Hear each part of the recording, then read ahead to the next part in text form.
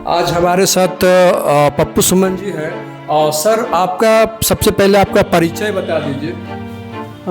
वैसे मैं पप्पू कुमार सुमन झारखंड प्रदेश का भारत मुक्ति मोर्चा का कार्यकर्ता हूँ। झारखंड प्रदेश में काम कर रहा हूँ।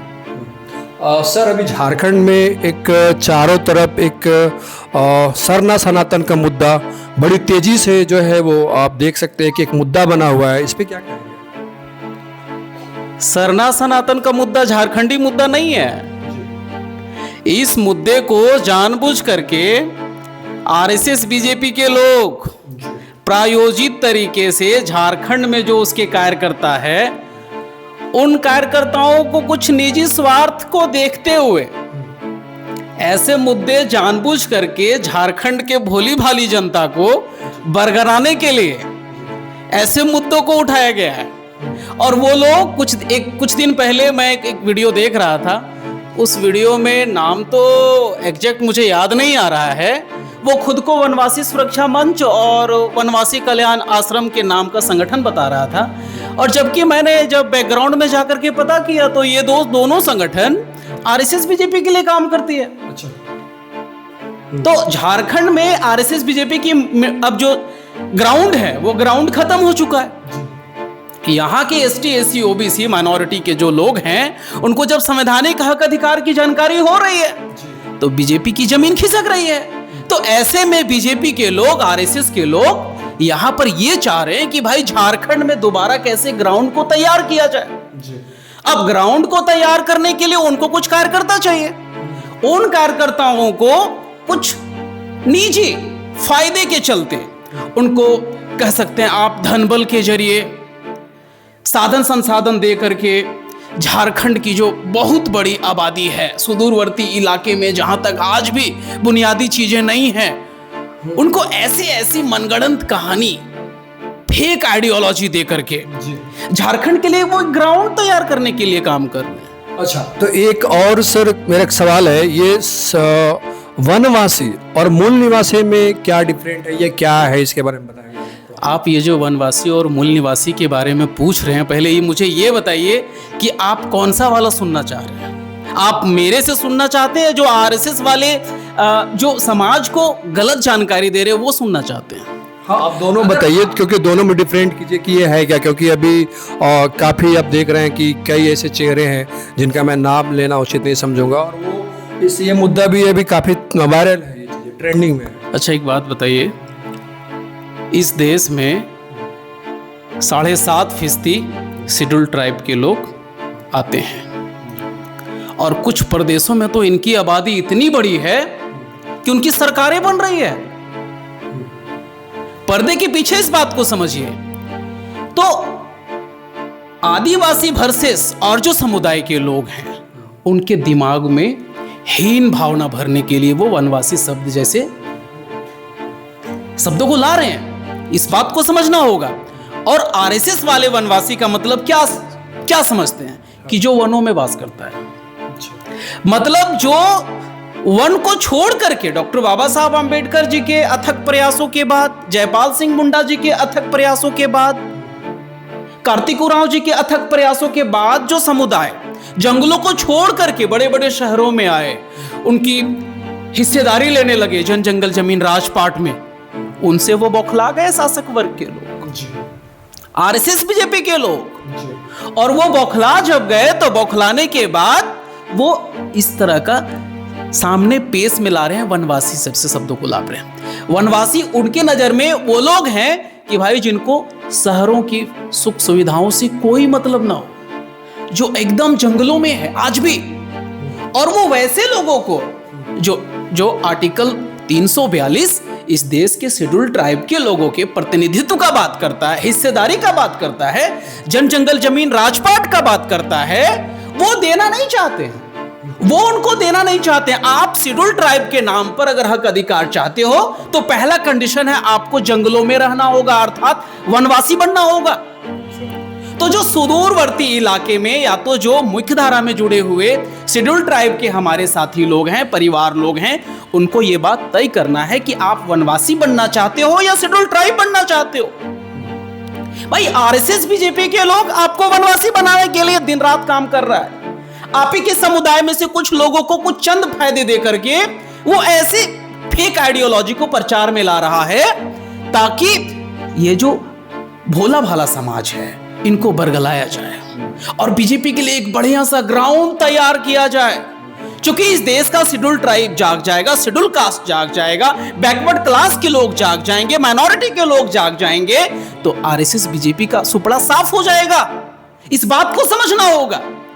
तो इस बात को जानबूझ करके ये गलत तरीके से समाज को बरगलाने के लिए ऐसे ऐसे शब्दों को ला रहे हैं, समाज में जाकर के कंफ्यूजन पैदा कर रहे हैं, लोगों को गुमराह करने का काम कर रहे हैं। झारखंड अलग होने के बाद किनकी सरकार रही है बताए ना आरएसएस बीजेपी के लोग, जो खुद को वनवासी कल्याण आश्रम और वनवासी सुरक्षा मंच के नाम पर संगठन चला रहे हैं, अपनी जेब भर रहे हैं, पेट भर भर करके जाके समाज को गुमराह कर रहे हैं। पहले तो वो बताए कि भाई झारखंड अलग होने के बाद झारखंड में किनकी सरकारें ज्यादा चली है, कौन लोग हैं जो इस प्रदेश के जन जंगल जमीन राजपाट के साथ खिलवाड़ किए, दोनों हाथों से बंदर की तरह लूटे।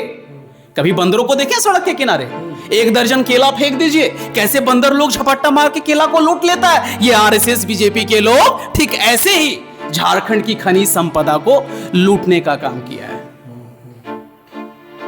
तो वनवासी कहने का मतलब है कि जो मुख्य धारा में शेड्यूल ट्राइब के लोग हैं, जो अपनी संख्या के अनुपात में इस देश के, इस प्रदेश के जन जंगल जमीन राजपाट पर हिस्सेदारी की आवाज बुलंद कर रहे हैं, आरएसएस बीजेपी के लोग उनको देना नहीं चाह रहे हैं। वो उनको वनवासी कह रहे हैं। जो वनवासी बनेगा जंगल जाओ। अब जब जंगल में चले गए तो फिर आप ये जो जन जंगल जमीन राजपाट की बात है इससे दूर हो जाओ। इस बात को समझिए भाई, आपको आपत्ति क्या है? शेड्यूल ट्राइब बनाइए ना, जो भारत का संविधान कह रहा है। क्यों आप फसाद पैदा कर रहे हो सरना बनाम क्रिश्चियन का? वो सब आदिवासी हैं, वो सब शेड्यूल ट्राइब के लोग हैं। और जो संविधान में शेड्यूल ट्राइब के लिए बुनियादी चीजें बहाल की गई है, स्पेशल राइट्स बहाल किए गए हैं, आप उनको देने का काम करिए। सरकार का वही काम है कि जो समाज के अंतिम पंक्ति में लोग खड़े हैं उनको गारंटी होना चाहिए कि आज आजाद भारत के 75 साल में ए झारखंड वासियों, आपके लिए सारी सुख सुविधाएं, सारी बुनियादी चीजें मैं मुहैया करा रहा हूं। जाइए ना सुदूरवर्ती इलाके, आज भी सड़कें नहीं है, आज भी अस्पताल नहीं है, आज भी विद्यालय नहीं खुल रहा है। उनके घर में अगर कोई हादसा होता है, कोई आपदा होता है, खटिया पर पेशेंट को बांध करके वो जिला मुख्यालय तक ले जाने के लिए विवश है। कौन है इसके लिए जिम्मेवार? तो क्या झारखंड के लिए यह मुद्दा होना चाहिए, वनवासी वर्सेस मूल निवासी? या तो गलत तरीके से प्रोपेगेंडा फैलाना वनवासी के नाम पर? यह झारखंड का मुद्दा कभी नहीं रहा है और ना हम लोग इसको कभी भी मुद्दा बनने देंगे। जो शेड्यूल ट्राइब के लोग हैं, शेड्यूल ट्राइब को जो इंडियन कॉन्स्टिट्यूशन में हिस्सेदारी की दावा किया गया है, वो हिस्सेदारी किसी की भी सरकार बने वो हिस्सेदारी देने का काम करे। और जो मूल निवासी की बात आप कर रहे हैं, मूल निवासी जो भारत के असली बासिंदे हैं, जो भारत के असली रहने वाले लोग हैं, 31 राज्य, भारत में कुल 31 राज्य है ना, उस 31 राज्य के अंदर जो भारत के असली बासिंदा हैं, जिनके बाप दादा मूल भारतीय हैं, जो दूसरे देश से चल करके हमारे भारत में नहीं आए, जो असली मूल निवासी है वही भारतीय मूल निवासी के लोग हैं। तो आप मूल निवासी शब्द प्रचलन में लाइए, व्यवहार में लाइए। भाई इस देश का जो एसटी एससी ओबीसी माइनॉरिटी है वो भारत का असली बासिंदा है। क्या उन असली बासिंदों को आजाद भारत के 75 साल में इस देश के जनजंगल जमीन राजपाट पर हिस्सेदारी मिला है? क्या सरकार इसके लिए कभी कोई आंकड़ा निकाला कि 10 साल पहले, 20 साल पहले कितने लोग गांव में थे, उनके लिए स्कूलें खुल रही है या नहीं खुल रही है? उनके लिए तीनों समय चूल्हा जल रहा है कि नहीं जल रहा है? उनके बच्चे स्कूल जा रहे हैं कि नहीं जा रहे हैं? उनको सारी स्वास्थ्य सुविधाएं मिल रही है कि नहीं मिल रही है? केंद्र सरकार के द्वारा, राज्य सरकार के द्वारा जो योजना चलाई जा रही है, क्या वो योजना मिल पा रहा है उन्हें? क्या सरकार के लोग इसकी समीक्षा कर रहे हैं? इनकी समीक्षा नहीं कर रही है, जवाबदेही से भाग रहे हैं। अच्छा, इसके पीछे का षड्यंत्र क्या है? आने वाले निकट भविष्य में क्या तैयारी चल रहा है आरएसएस और बीजेपी का? आपने नाम लिया, क्या कुछ कहेंगे? क्या इसके पीछे जितना भी आपने बोला, अभी आने वाले समय में फिर से चुनाव है झारखंड में, हर ये रूपरेखा तैयार की जा रही है या और कुछ बात हो सकती है? हर कूटनीति के पीछे वो कौन लोग हैं जो फायदेमंद हो रहे हैं? जो भी प्रोपेगेंडा फैलाया जा रहा है, जो भी बातें मीडिया में लाई जा रही है चंद लोगों के द्वारा, उन बातों के बाद आप तय करिए इससे लाभान्वित कौन हो रहे हैं, किन की सरकारें बन रही है। अगर वो वनवासी बनाने में सफल हो जाते हैं, झारखंड के असली मूल निवासी को, भारत के असली मूल निवासी को अगर वो वनवासी बनाने में सफल हो जा रहे हैं, तो किनको फायदा होगा? किनको फायदा होगा? कुछ साल पहले बंगाल में बंगाली वर्सेस बांग्लादेशी का मुद्दा खूब छाया रहा। कोई भी न्यूज चैनल खोलिए, बांग्लादेशी बांग्लादेशी बंगाली वर्सेस बांग्लादेशी मुद्दा चला। बांग्लादेशी घुसपैठ। आज बंगाल में भारतीय जनता पार्टी की सरकार है, बीजेपी की सरकार बन गई है। 400 प्लस ईवीएम जला दिया गया। जो भी हो, ईवीएम का मुद्दा तो भारत के जनता ने हमेशा ईवीएम के विरोध में लड़ाई लड़ा है, सड़कों पर लड़ाई लड़ा है। इन चीजों को पार्लियामेंट के अंदर अमल में लाने के लिए वक्त कहां है? जो नॉन इश्यूज हैं उसको इश्यूज बना करके चर्चा किया जा रहा है, और जो इश्यूज है उनको दबाया जा रहा है। तो जिस प्रकार से बांग्लादेश में बंगाल में बांग्लादेशी वर्सेस बंगाली के बीच का फसाद लगाने में आरएसएस बीजेपी के लोग सफल हो गए, और फिर इसी फसाद के मार्फत, इसी फसाद के बाद उनकी सरकार बनी। वो वही चीज झारखंड में करना चाह रहे हैं। सरना सनातन कोई मुद्दा नहीं है, झारखंडी लोगों को बरगलाने का एक अच्छा माध्यम है, एक अच्छा मुद्दा है। झारखंड के लोगों को बांटो। इसीलिए आरएसएस बीजेपी के लोग दिन रात प्रचार में लगे हुए हैं। वो प्रचार करेंगे, आरएसएस बीजेपी के लिए ग्राउंड तैयार होगा, और फिर उनकी सरकार बनेगी।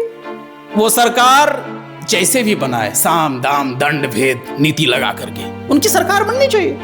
और वो इसी के लिए वो लोग काम कर रहे हैं। और मैंने जो नाम बताया ना, वो क्या वनवासी कल्याण आश्रम और वनवासी सुरक्षा मंच, उनका भी मोटो यही है। उनके आका जो दिल्ली में बैठे हुए हैं, जो नागपुर के हेडक्वार्टर में बैठे हुए हैं, उनकी जरूरत को ध्यान में रखते हुए चंद रुपए, चंद चीजें दे देना और उनसे काम लेना, उनसे काम लिया जा रहा है। उनको कहां पता है?